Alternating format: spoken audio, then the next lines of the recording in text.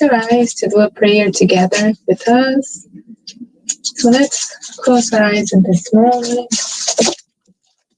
Sorry. We close our eyes. Feeling the presence of Jesus here with us. Taking a deep breath. Feeling the good energies that are around us, surrounding us in this moment. Feeling the peace, the joy to be here. Being thankful and grateful for having this opportunity. Being thankful that we have this resource, that we have the Spirit Center, that we have technology that provides us with this moment of being together, even though during these times. We thank you, dear God, for everything that we have in our lives, for all the blessings that you bring to us. We thank all the good spirits that have been with us throughout this day, involving us, preparing us to be here tonight, surrounding us with the drive, the desire to be here, preparing us so we could prepare ourselves to be present in this moment. We thank you, Jesus, for being our model, for being our support, everything in our lives, our guide.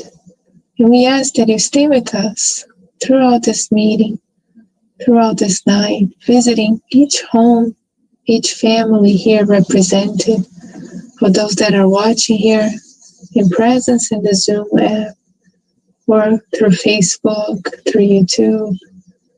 Stay with us, dear Jesus. Visit our homes, involve our families. We thank you for your presence. We thank you for all the good spirits, the team of spirits of light that are always with us. May this be a blessed meeting for all of us. So it is.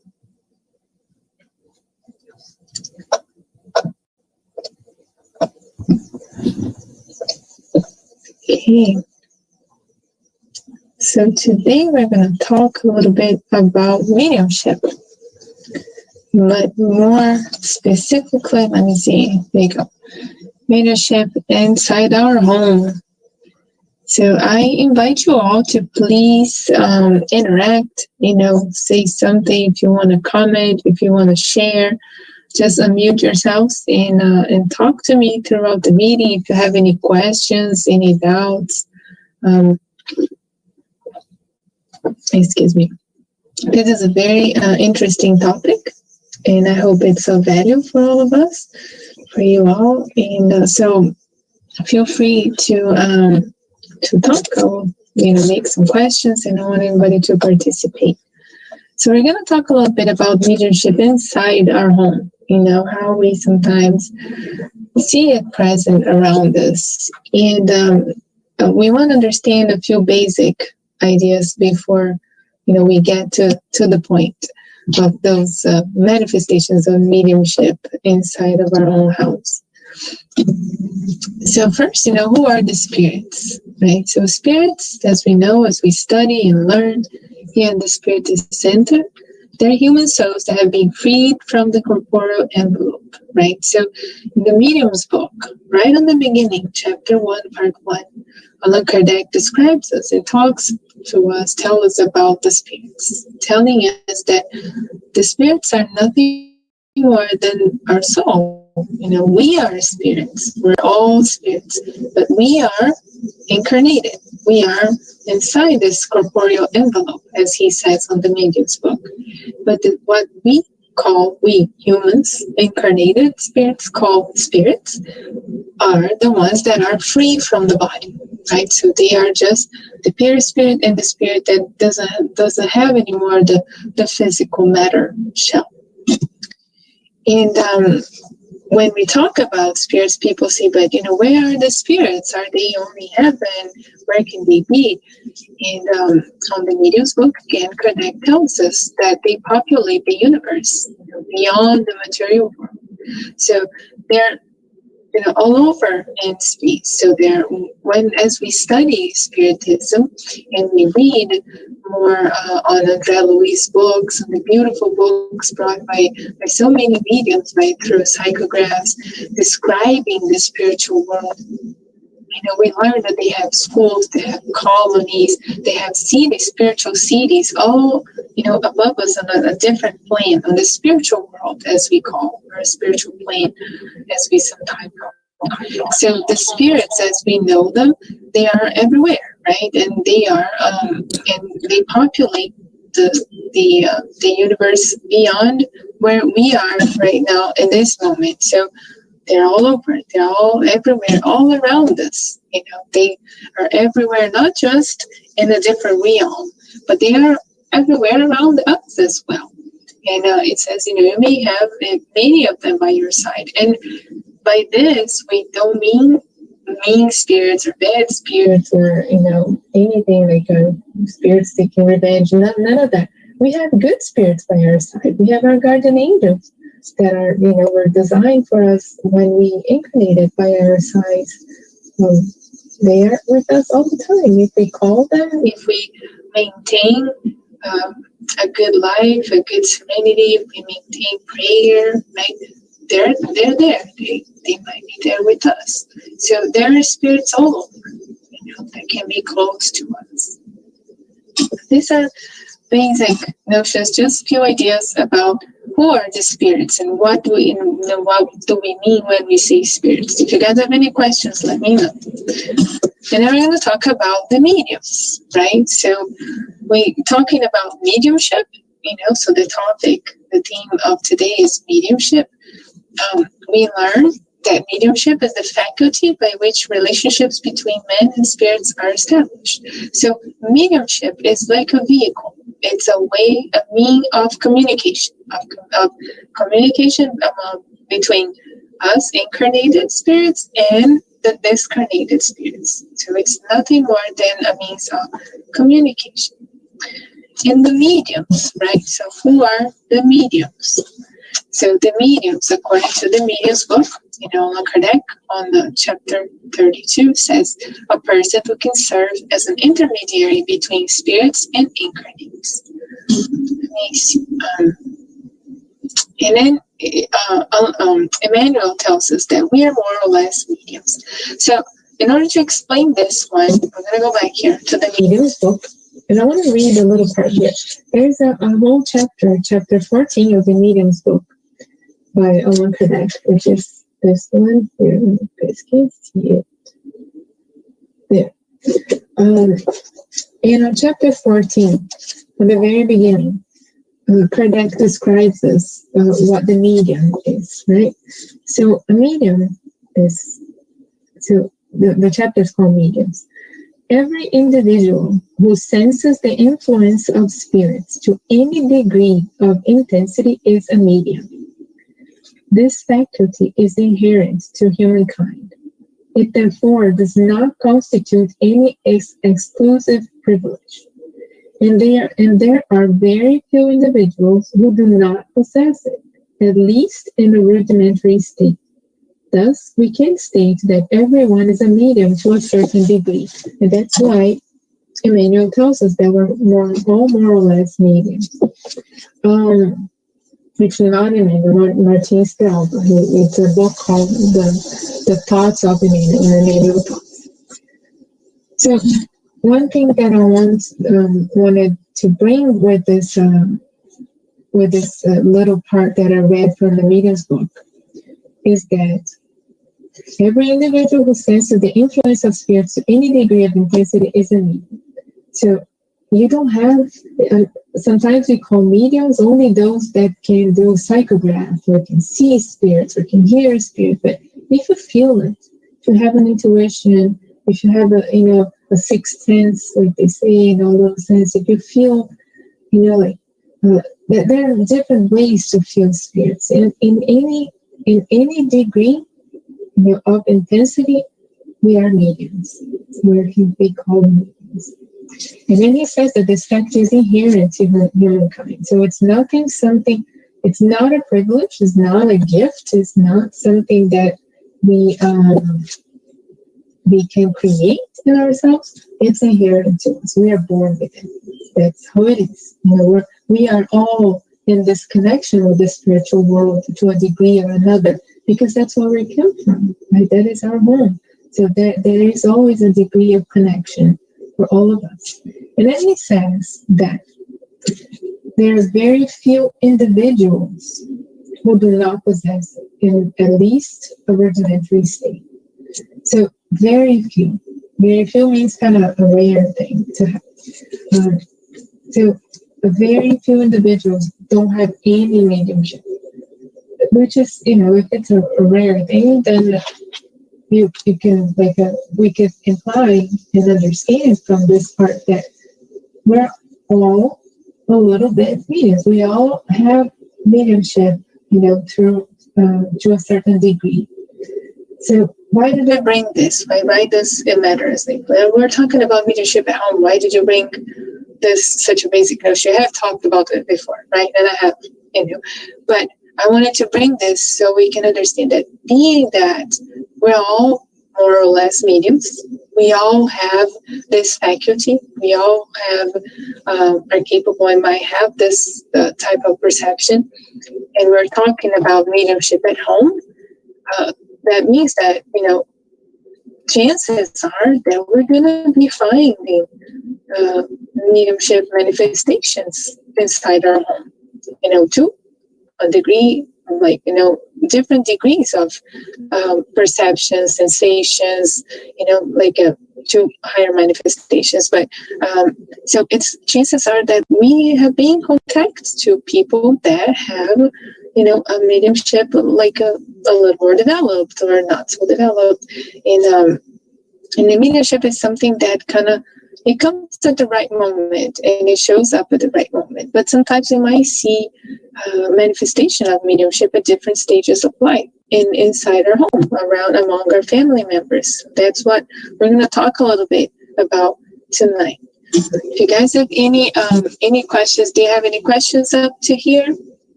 Okay, I'll keep going then. So the first stage that we're going to talk here is mediumship in childhood. So there are many, well, I don't know, probably, most of you here might have heard that stories, there are many stories of children talking about past lives, or children, like young children, like 3-4 years old, talking about seeing spirits or seeing, people from the family members that have discarnated, right? So we saw that spirits are everywhere, that we have spirits around us, inside our home, wherever we are, they are here with us. And sometimes in our home, we can have people that have discarnated, before us, that are loved ones that are there taking care of us, or they're in need of something. So there are many stories about children that can talk about things that we're not able to see as adults, and that sometimes kind of makes their parents apprehensive. They don't know how to deal with it. They don't know what to do with it. So mediumship in childhood is quite common. But the one thing that we want to learn, that we understand, is that exercising that mediumship, we're trying to probe that child to keep saying things and telling things, and then working that up is not recommended. As well, it's not recommended for a child to be put in a mediumistic meeting, to kind of experience something that will use up that mediumship. So we have to be very careful with children, because they are fragile.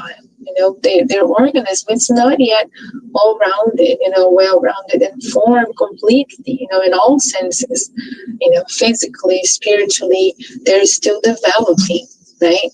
So there's also, an excessive imagination. So children, there is imagination going on, and sometimes that can kind of mix up in the thing. And being that they're so imaginative, if we keep probing the child and then asking, but what do you see? What are you seeing? What is that? Ask this, and start to kind of have use the child as a medium, and try to kind of establish conversation or relationship, this can kind of it can be detrimental for the child, because they're still a little immature. They're not ready to understand what is going on. And usually when a child manifests something like that, for them, they are going to say it so naturally. They're just going to say, oh, it's because grandma's here. Or, oh, this man is saying this, or I can see that and that, So things like that, it's very natural for them because they are still very connected with the spiritual world still during childhood, during the early years of childhood. And then I think that we got to understand as well about mediumship in childhood is that we got to analyze why is that happening? What if the child is seeing something or is having like nightmares at night, is afraid of something that she's seeing. We got to analyze not just the child, not just obviously we got to understand the child and pay attention to what she's saying, listen so we can try to understand what the situation is, what the perceptions are, but also analyze the whole house, the whole environment that this child is inserted, because imbalances at home can actually mess up with the child. We can cause that child to exacerbate that spiritual side on her. So we gotta analyze all of this and be very careful with how are things at home. Usually obsessed children also that can be obsession in childhood, and it can be due to imbalances inside the home. It can be past deaths from the ones around her, and also like regarding the spirit that is now in a child's body, because in this incarnation that the spirit's bringing from past lives. But all of these are important things to know, to note. And when it comes to childhood, to children, how many times we have that a child will say, oh, I have this spiritual friend, this imaginative, I don't know, imaginary friend, like there's an imaginary friend. And I think, I don't know if you guys have experienced this, have had imaginary friends when you were growing up. My mom used to say that I had one friend, and I remember that my sister also had one. So, and there was they had names and all of that. So it's quite common. It's very common sometimes. The question here is like vision or imagination, for us to understand that is that a vision that the child is having? Is that a mediumistic manifestation? Or is that just the imagination of the child that is playing around, right? And the reason why it's so common for these spiritual friends and these visions to happen is because up to the 7th year of age, the spirit has not completely attached to the body, right? So the process of reincarnation continues after we're born, after the child is born. It still continues. The process, it's not done, not completed yet. So until the 7th year of age, the children are still kind of more or less like half here and half in the spiritual world. Their perception of the spiritual plane it's a much higher. It's a much more evident, much more open. The spiritual plane is much more open for them. So their perception is much more clear, much more open than it is for us. So by the 7th year of age, it starts to close. And that's why when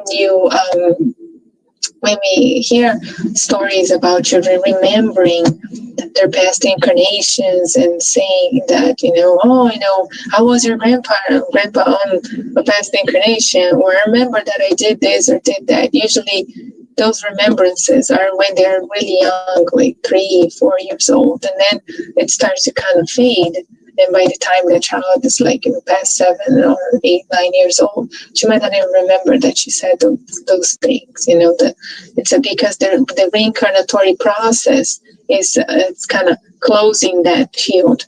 It's completing itself. It doesn't complete until about the teenager years. That's when it's fully completed. The process is fully completed around adolescence. But it definitely, by 7 years old, we learn that it starts to close down. It starts to this opening channel. It starts to close down a little bit more. Any questions up to here? Okay. So also, if a child has any manifestations or any perceptions, visions, and things, during childhood, that does not mean, that when that child's going to grow into a medium when they're an adult, that they'll become an ostensive medium. Ostensive medium is one that can see spirits and talk to spirits, or can psychograph, or can the spirits can channel through them. That's why we call it an ostensive medium. So it's not because a child can perceive, can have these perceptions during childhood, that they're gonna become mediums and will exercise that mediumship or have that clear mediumship to that degree once they grow up.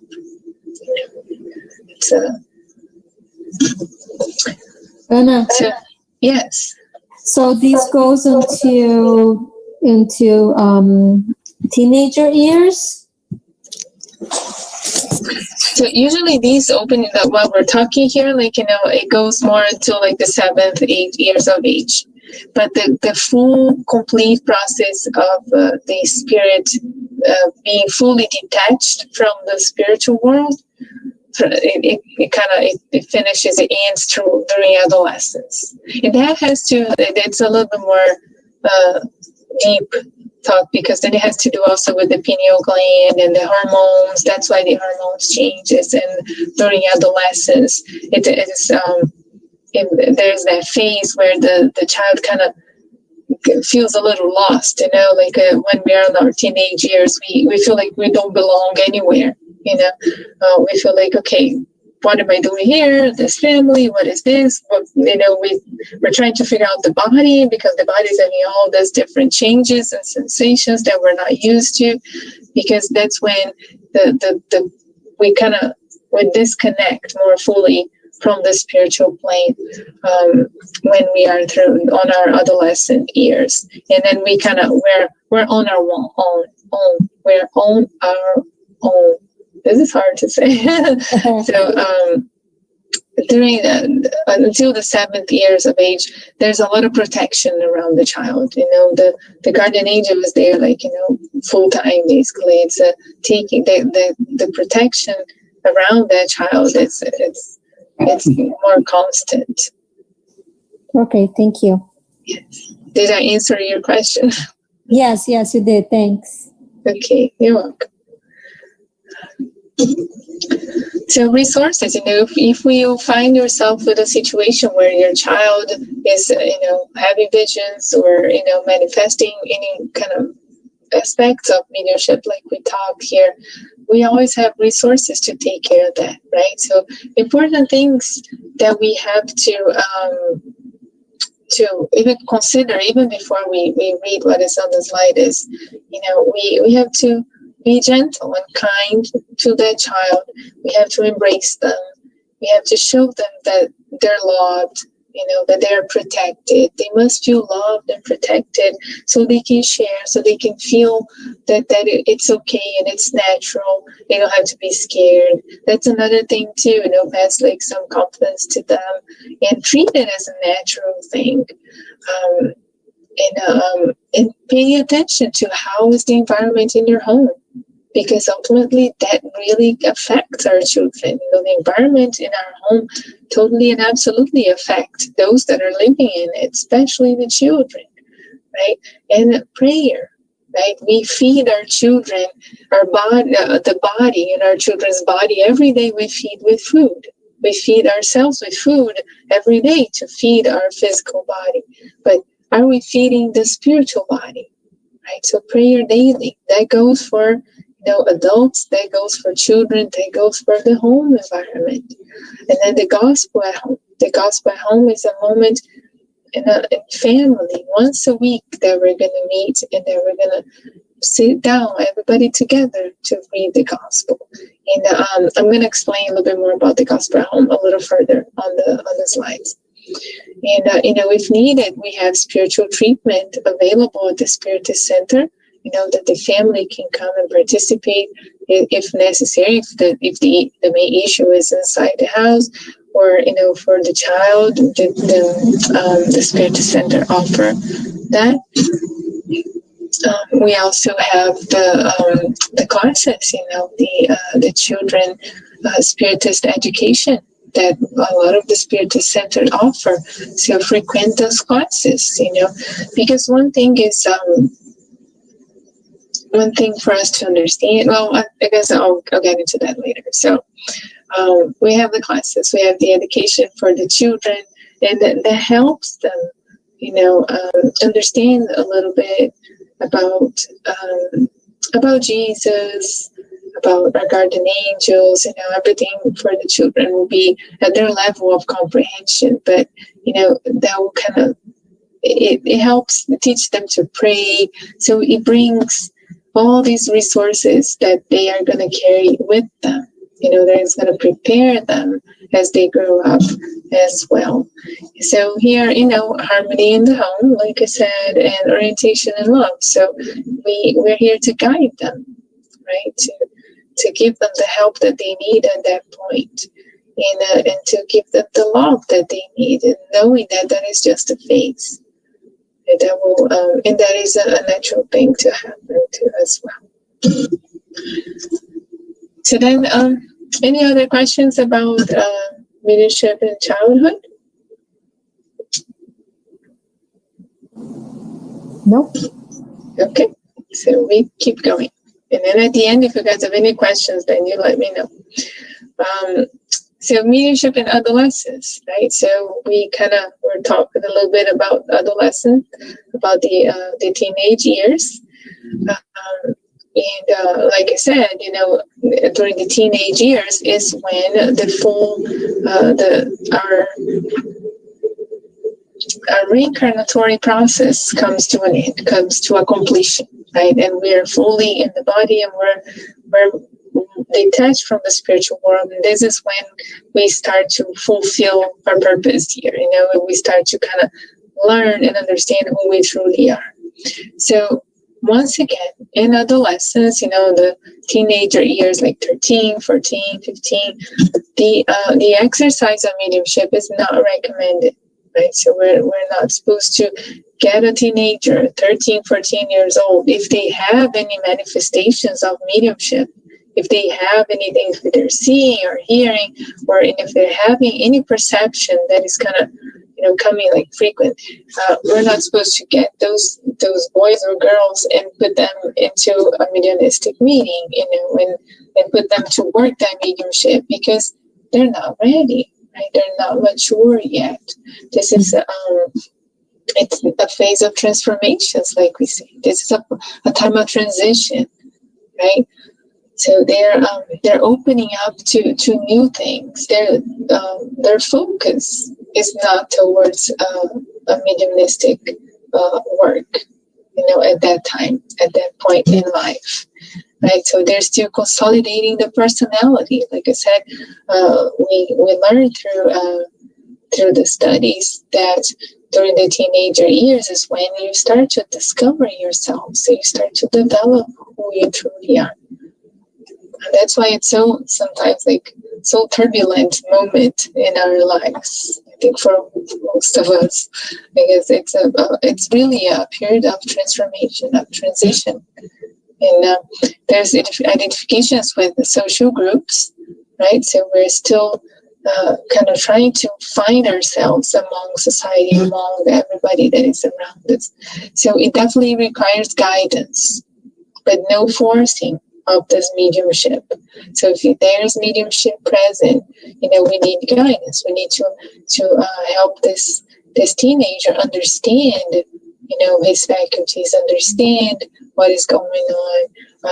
There's no need to, let's block that mediumship, or but we need to guide, right? But without forcing that development, because the teenager is not ready yet. Usually, to start mediumship work and stuff, usually they guide after 18, 19 years of age. So the resources to deal with, to take care of mediumship in adolescent years. Again, the prayer and the gospel at home, that is for all of us, child, teenager, adult. This is like required, recommended, necessary for all of us. Mediums are not, but even more so for those that have mediumship. The spiritual treatment, they can participate as well. And the spiritist studies, I think here one of the super valuable resources are the youth groups inside the spiritist center, where, because they will, in the youth group, the spiritist studies for teenagers, they're going to learn all the basic concepts of spiritists. They're going to understand what is going on with them, how to guide this, how to take care of these with them, and the exemplification from family members. So, if our parents are going to the spiritist center, if our parents are praying, if our parents are studying, then we have more reasons to do so, to try it out, to go together, to go along, as children, as teenagers. So a very important thing is, if we have the opportunity, if we have this resource, if we have a spiritist center, then it's a wonderful thing that we frequent, that we go to the spiritist center, that we take our children with us, that we take our, especially as children, because I figure that if we start them young, if we start them as children, they're going to grow to love it. The more they participate, the more they interact, the more they're there. They're going to feel at home in there. They're going to understand. They're going to love it to be there, to participate, and that's going to grow. They're going to grow with it from the beginning. So studying always very important, and there's always studies for teenagers for these years, guided studies that are going to help them understand, and usually through this time of new things, of the focus on the studying, like the studying the academics, so when during this time the mediumship tends to become more to become a little less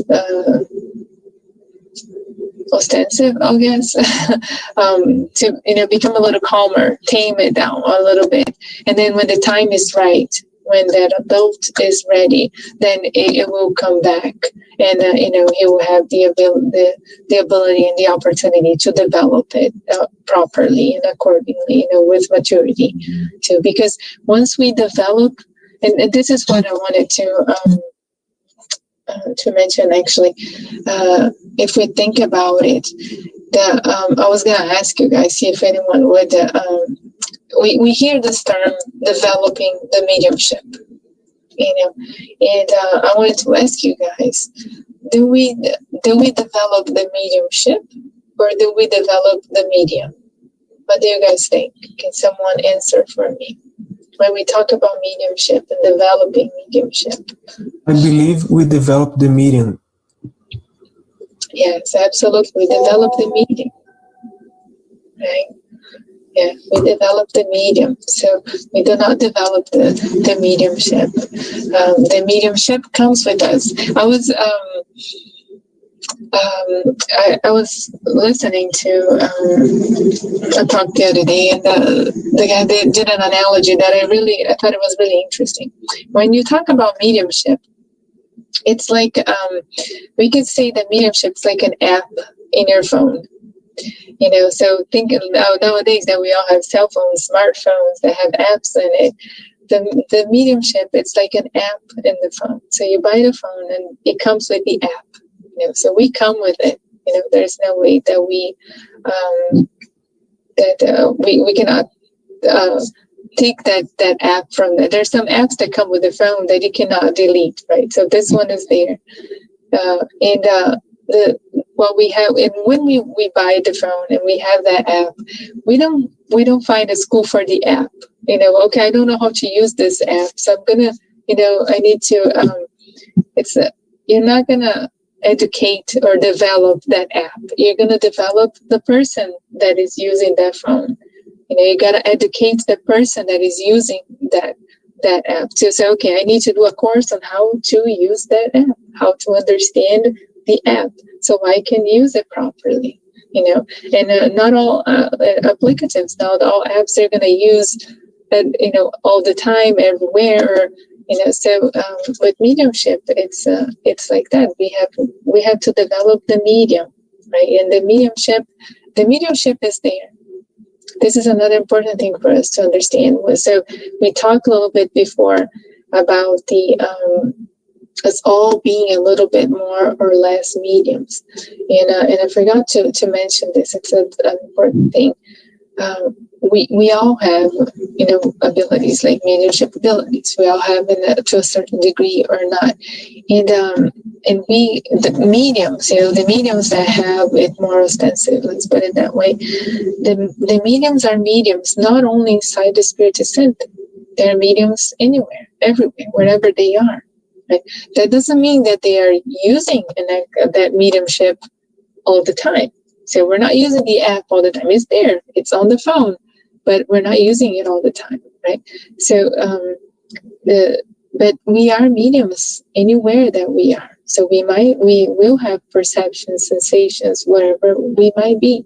That's why we find mediumship at home, and that's why we wanted to bring this topic to. It's really important for us to understand. Yes.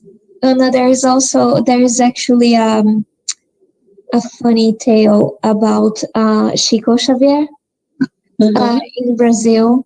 I watched this documentary about him, and they were talking that he was never able to drive by himself. He always had to have someone driving for him, because his mediumship was so ostensive that for him it was difficult to distinguish if he was driving and trying to pay attention in driving. It was difficult for him to distinguish between the incarnated and the discarnated. Yeah, for the mediums that can see spirits, they're very ostensive. Yeah, that happens a lot for Divaldo, Chico. They couldn't drive. They cannot drive because they cannot differentiate. It's like on the movie of Divaldo Franco. Remember the movie, Divaldo's movie? Maybe it was Divaldo, and I am getting it wrong. But I think I heard about Chico. Chico also, for both of them. Yeah. It's because the mediumship is there, and these are cases where it's very ostensive, right? They can see it, all the spirits everywhere. So imagine that. It is something. There are many stories about Chico Xavier, about his mediumship, about how he started kind of seeing spirits and kind of saying like, oh, so and so is here, is there, when he was very young, and Divaldo as well, right? But they're like they're missionary mediums. They had a big mission in mediumship. Another thing that I wanted to say is that, at least in my case, because, I became familiar with Spiritism later on in life. When I look back to my teenage years, I can identify that some of the things that I went through they were connected with, mediumship. I just didn't know. And I wasn't prepared, so I didn't know how to deal with that and with all the emotions. So I was almost like this sponge that I was absorbing everything. And so it's interesting how nowadays I look back and I think, maybe, if my family, if they were spiritists, if I was raised, with a little bit more of knowledge about that, it would have been easier for me. But, not complaining. It's good that nowadays I have the understanding. But this is also, sometimes when we reflect back, we can kind of see, a little bit of, the teenage years and how is sometimes the difficulty that we experience can also be connected with mediumship. Yeah, that is very true. I think Andy, at like knowledge as a whole, because like I've always had experience with seeing and hearing and feeling like people around me since I was very young, and my parents, although they understood they understood spiritism and they were Catholic, they always treated like, okay, let's not talk about it. So I kind of developed like an afraid, of these things, and until I had a very bad situation at home and we had somebody inside the house. And after the treatment that we received in our house, I had to have 16 passes just to replenish all the energy that I lost because of all that, terror regarding spiritism. So I think, and I was 12 years old when that happened. So I think maybe not trying to make it like a big deal or thinking about ghosts or something like that, like understanding that this is part of life and reading and talk to your kids about it, not just let's not talk because it's going to disappear, because it doesn't. Yeah, this is very important. So that's why we talked about, we gotta, as parents, if we see that happening in our home and we don't know how to deal with it, then we can look for resources. We gotta, reach out for the Spiritist Center, reach out for resources that might help us to deal with these situations, because it's, I can relate with what you guys were sharing, I also came to Spiritism like very late. So we can connect to a lot of the things that we felt, that we went through during childhood, during adolescence. And then now we come to understand that, it had to do with the mediumship. We have to understand also that it also has to do. So, for example, I know if we're talking about teenager years, it also has to do with our vibration. It also has to do with where our thoughts are, what are we doing? Because there are stories too of like, teenagers that were so disturbed, having a lot of things.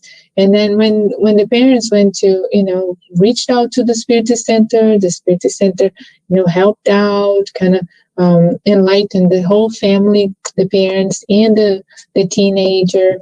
And after they understood it, and the teenager kind of come to understand his thoughts, come to understand, that his vibration, things that he did caused, could have an influence as well, after treatment, after passes and all that. There's a story about, a boy that he came to his parents and he opened up and said, that he started feeling all of this after he started looking at websites that had lots of violence, pornography, and things like that. So we have to understand that it also can come from ourselves, that obviously there is mediumship involved, but at the same time, that's when the studying becomes important. That's when praying becomes very important. For children, there are many books, you can open up. So if your child is having difficulties, it's afraid or something, open up a book, a children's book, a children's gospel, and start reading with the child. And that type of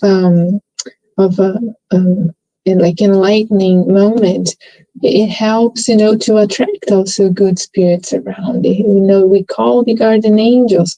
They come to rescue those that might be around us in a time of, of distress.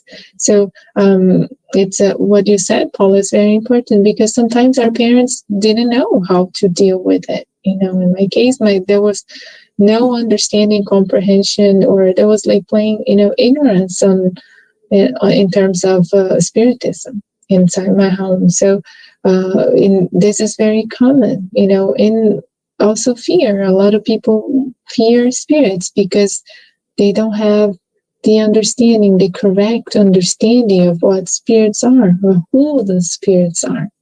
If we don't have the Spiritist doctrine, enlightenment, and light to bring to us the comprehension that we are spirits, that the spirits that are around us, they're just like us.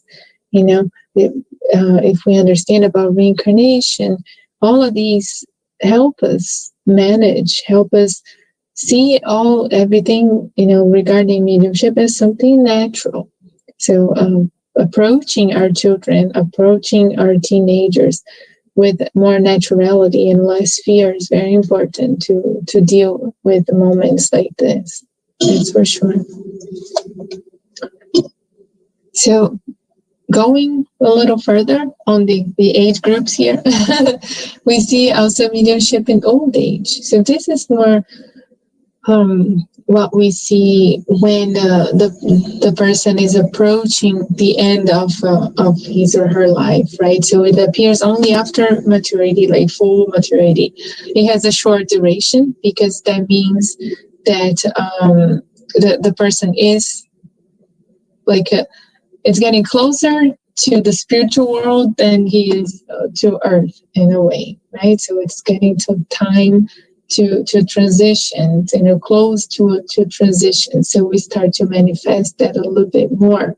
Our contact with the spiritual world start to increase in preparation for the passage.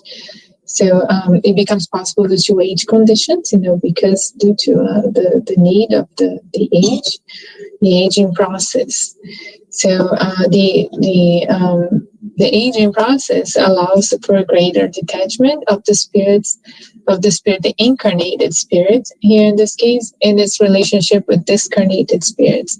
So, sometimes, the older person might have, dreams, might have visions that might have some manifestation of mediumship in old age that the person did not have at all throughout the life.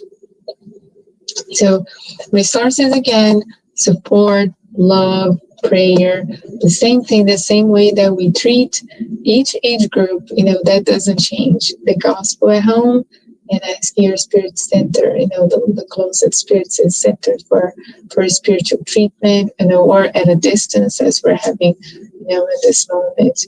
So always support, love, and prayer are the first step. And the gospel at home is an invaluable resource for all of us. So we're going to talk a little bit, quickly, a little bit about this, right? So the gospel at home. So one thing for us to understand is that, so let me talk about what the gospel at home is, for those that don't know. The gospel at home is when we take a moment every week, we pick a date, a day of the week and a time of that day, to sit down together and to read the gospel. So let's say, for example, you decide to do it on Monday nights at 8 p.m. You know that everybody will be at home at that time. So, you get together with your family. So, okay, every Monday at 8 p.m., we're going to do the gospel. I'm just saying a random date and time, okay? Every person and every home have their own set time, and there's no time and date that you have to do it. It's your choice. So then you invite your children, your husband, your pets, or whoever lives with you, any family member, loved ones that are there. And you sit all together. You can sit on a table, you can sit on the couch, wherever it's more comfortable. Usually people do it at a table. put some water for everybody. We always do blessed water. It's a one resource that we have in Spiritism. So we put like a jar of water or a cup for each one of us, so each one that is present, and with water, just a little bit of water, and we do an opening prayer. Then we read a passage of the gospel according to Spiritism. You can read a message before you read the gospel if you want. And you don't have to read the whole chapter, just read a little passage, a small passage. And you can all comment on it. Each one that is present can say what they understood about that passage.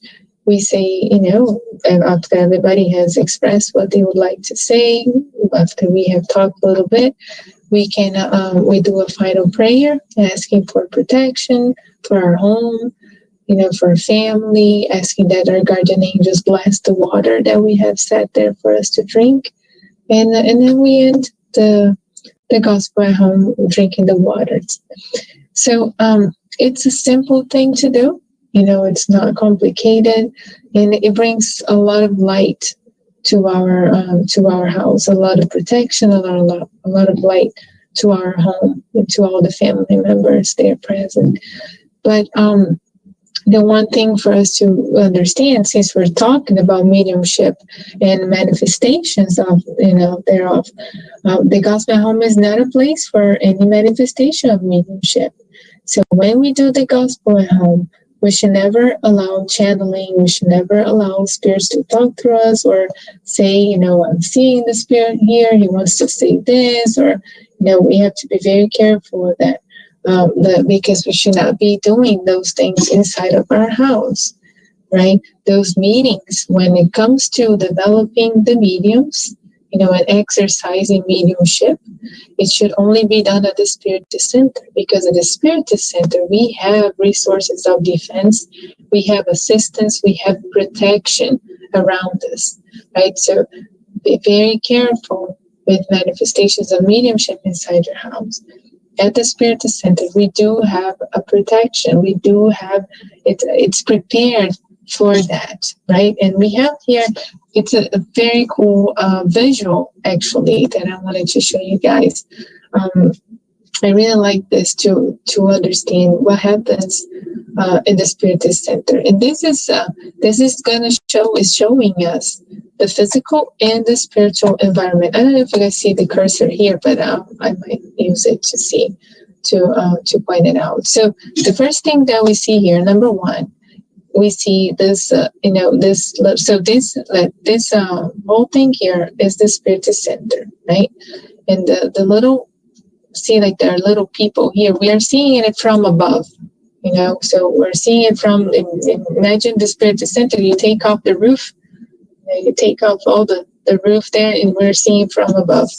So what we see here, the round things are the head of these people. So we have each one of this round yellow like circles here. These are guardian spirits, that are preventing the access from the spirits that are not prepared to be part of a spiritual treatment. In this case here, it's a mediumistic meeting. So in the case of the Spiritist Center of the Alto de Souza, it's done on Wednesday nights. We have the spiritual treatment on those days. So on the outside, on the left side of the screen here, we see all, the lower spirits, the ignorant spirits, the one that are, they're not ready to go there and receive the message. They're still seeking revenge. They don't want to enter for any reason. In the spiritual mentors and guardian angels of the house, they will know, who can go in without any harm for the ones that are participating in the spiritual treatment. So there's a protection that goes on around the Spiritist Center. And number two here, the blue rectangle that we see here, we see this line here. This is like a magnetic field that is placed all around the building. So imagine a house, you close your eyes and imagine a house, and imagine like a bubble of light, like all around that that house. This will be like the magnetic field that is all around the building. So there is a magnetic field that is created by the high spirits to protect the spiritist center. So nothing is going to go in there that is going to be harmful for the participants, for those present in the spiritist center. Right. And then number 3 here, we see this will be the room of a mediumistic meeting. In this case here, it's called a magnetic chain. So we help the spirits through a magnetic chain. So this is where the mediums that are working in mediumship are. These are the mediums. These will be the ones giving passes on the mediums for the chain.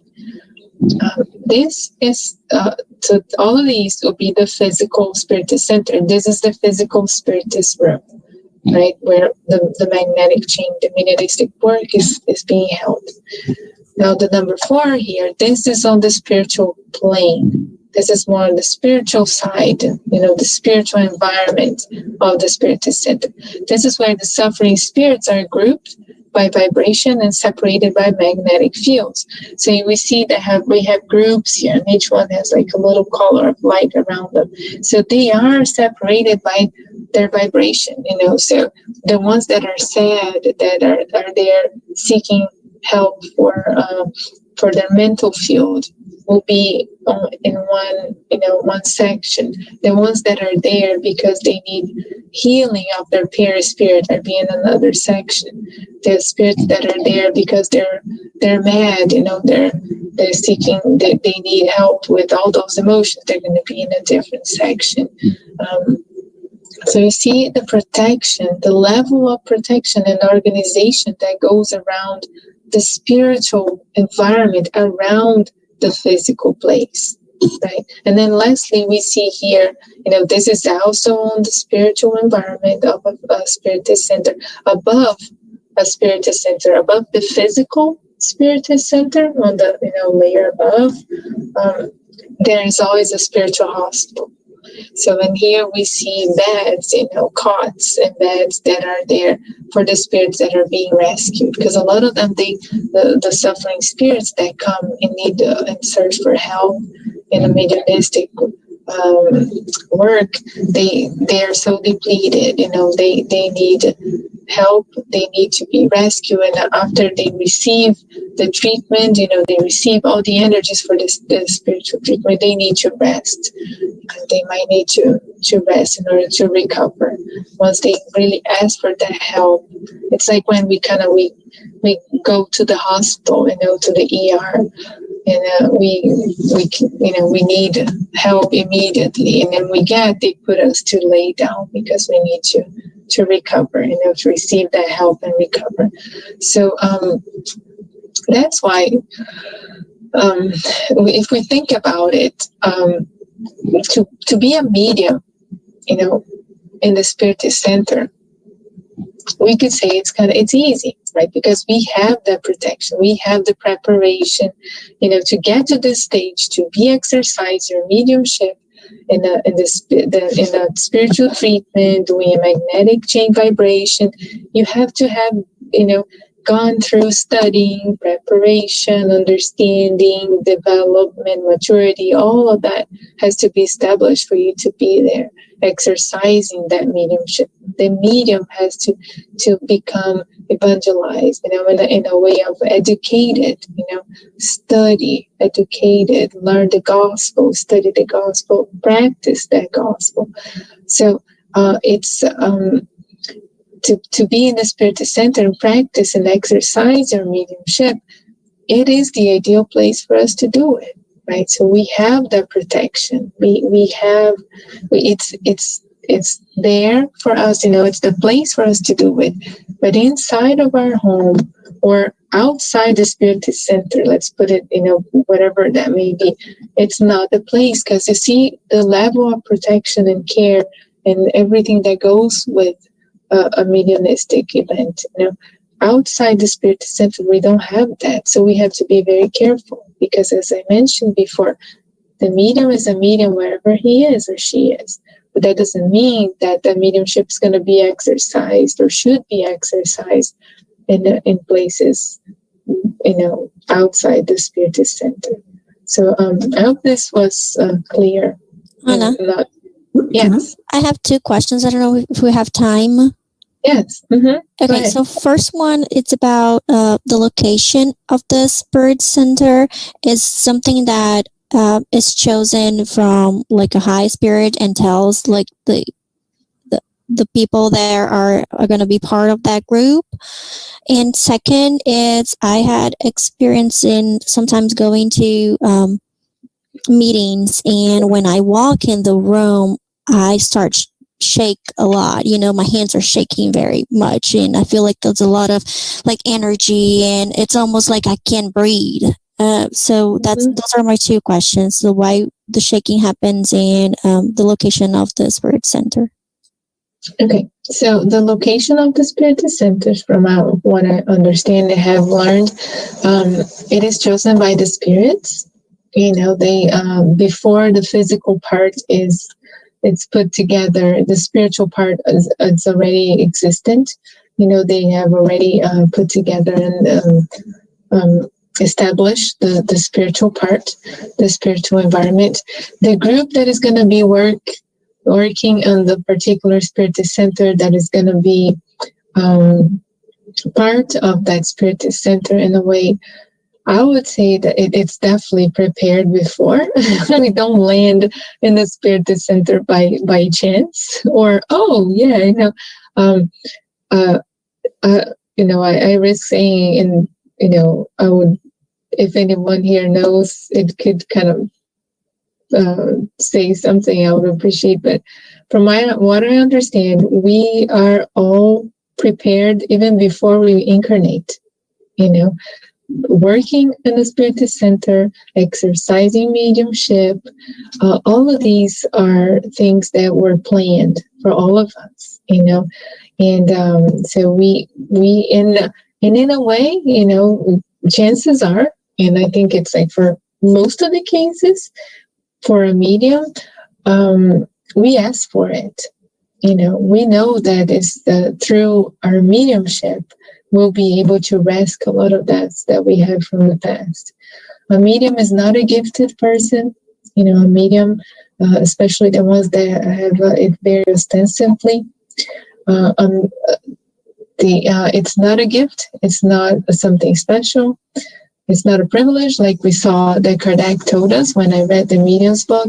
It's usually the mediums that are here to exercise mediumship are the ones that are spirits that in previous incarnations they failed, and they failed miserably. And so in order for them to rescue the debts that they acquired from the past incarnations, when they fail, they come with this not a mission, but with this task of helping, of helping out. So we all agreed to be part of the Spiritist Center that we are inserted. We all agreed to be on this mission, on this work, on this Spiritist work. And that's why it's so important to not force anything during the teenage years, and force any mediumship or exercise of mediumship when the person is too young. Because once we commit to the exercise of mediumship, once we commit to be part of it, and in agreement to the plan that was made before we incarnate, once we commit to that, the spirits are going to be counting on us. It's something that we don't say, oh, okay, today I'll go and next week I'm not going to go, and I'll go whenever I want or whenever I feel like it. It's a commitment. It's a devotion. It's a beautiful one. It's a very, very rewarding one. But it's something that, and you feel it's a compromise. You have we agreed to that. So the Spiritist Center, the location was chosen. Everything was planned. Everything was our whole incarnation was planned before we landed here on this planet. before we came out of our mothers. It was all planned. And the spirits, they usually say that they have a lot of work together, all of us together in the Spirit Center, because we tend to resist. We agreed with it on the spiritual plane, but when you come here, we see so many things distracting us outside, so many lures that kind of keep, calling our attention. We're like, oh no, I'm going to go out with my friends instead of going to the Spirit Center. Yeah, no, I'll go next week. And they have like such a hard time to pour good spirits. They have a hard work with us to gather us all and to have us commit to the agreement that we had. So I hope I answered your question. The second question about going to a Spirit Center and have feelings of shaking, of tightness in your chest, nausea, headaches. All these are common. They're normal. And, it really is like that. So because and then that means that you do have, like a good deal of mediumship in there too. And, but once you start studying, once you start to participate more, dedicating yourself to the Spirit Center, going to the public meetings, going to the studies, all that eases up a little bit. Because it's like you even said that you answered it, said like there's a lot of energies around, and that's what it is. Everything is energy, and at a Spirit Center, it's a school, right? It teaches us about mediumship. It teaches us about Jesus. It's the school for our soul, but it's also a hostel. As we see here, above every Spirit Center, there's a hostel. So when we go, we bring spirits with us, and the spirits are there to be rescued, to be helped. They're suffering spirits. So when we have this sensibility that you described, when we have a mediumship a little bit more apparent, a little bit more developed like that, when we get into the Spirit Center, we might feel what these spirits are feeling, right? So we might have that sensation. If there's spirits that are crying around us, if spirits that are anguished around us, there to be helped, we might feel their anguish. We might, if they are there afraid and nervous, they might be trembling. We might feel that trembling too. We might feel headaches. We might feel nausea, like I described. So it's all common. It's normal. But once we understand why we're feeling that, and once we start to when we go to the Spirit Center, when we enter the Spirit Center, and we enter with our hearts open to help, when we enter the Spirit Center with our hearts open to donate love, to donate light, knowing that we are there to help alleviate the sensations, and that's not ours, right? That eases off, because you're not feeling shaky, you're not feeling that nausea before you went. But once you enter there, after being there for a little bit, you start to feel all that. It's not yours, right? So if it's uncomfortable to feel that, imagine, and it's not yours, if it's uncomfortable to have that sensation, imagine the spirit or the person that is next to you that is feeling that. So sitting there, putting yourself in prayer and asking God, help all these brothers and sisters that in so much distress. Right? Once you understand that we are there, the Spirit Center, to help ease these feelings for these brothers and sisters, then it eases up for us. Because once we're able to pray for them, to know that we are there at the Spirit Center to give a little bit of love, to give a little bit of light, and to be of service, of help, then it helps them immediately, and it takes out from us, and we put into helping them, right? And if they're helped, if we pray for them, for those sensations to be taken care on them, we're not going to be feeling that anymore.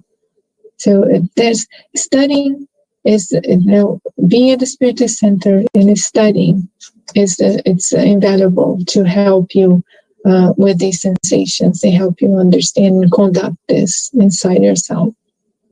Did I answer your question, Paula? Yes, thank you so much. You're welcome. So the gospel at home here, just I'm going to conclude,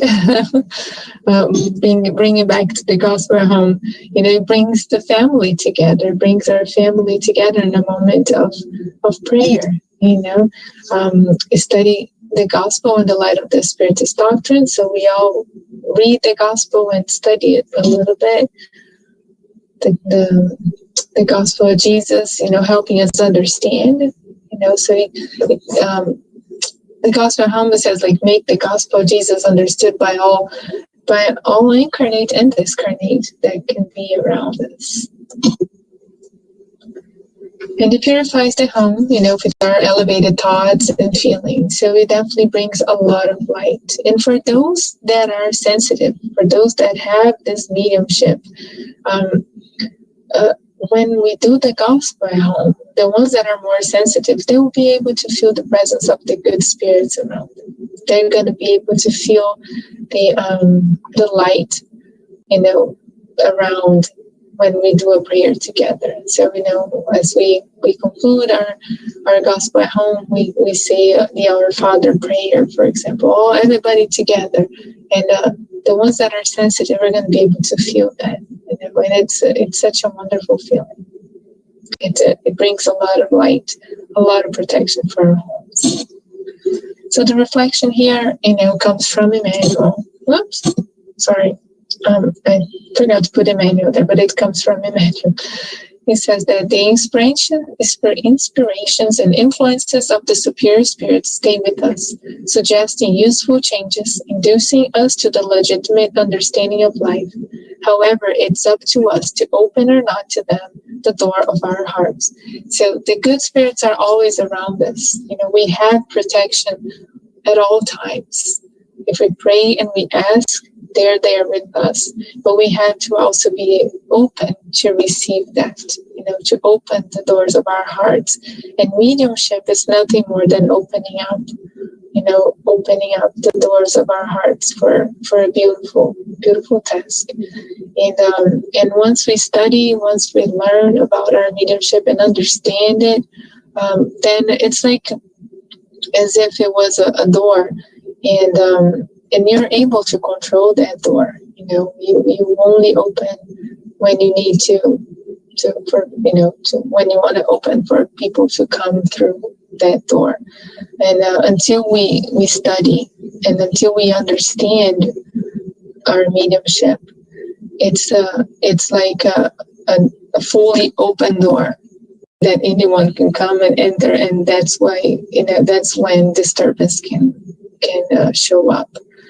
So let's make use of prayer, make use of take advantage of the Spiritist Center, of all the resources that we have, because it helps us immensely, and it steers us into the right way. It helps us understand why we're here in this life together under a Spiritist Center roof. Right? I hope this was inspiring, was valuable, was helpful for everyone. If you have any questions, let me know. And if not, we will go through the passes. Thank you, Ana Paula. It was a great talk tonight. It was very fluid, enlightening. Thanks so much. Thank you. And I think Cara is gonna guide the passes for us tonight. So I invite everybody for get ready, get your water, prepare for the passes now. Thank you. Thank you so much, Ana. It was really a beautiful, beautiful lecture. Really give us a lot to think about and reflect on. Thank you so much. If you haven't already done so, I invite you to get your water that you can put by your side that could be blessed by the good spirits during the path. Let's now take a moment for meditation, to calm ourselves down and to go inside ourselves, to receive the blessings of the passes.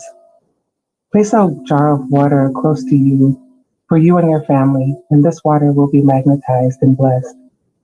We begin the pass by breathing slowly and deeply, relaxing our body, relaxing our mind, letting go of our worries and our thoughts for just a few moments. And we raise our thoughts to Jesus by tuning in with the good spiritual friends that are here with us. Let's put ourselves in prayer in this moment. Dear God, dear Father, we ask for your presence, for the presence of our guardian angel, and the presence of the friendly spirits to be by our side in this moment. We ask for assistance for ourselves and for the homes of all who are represented here tonight.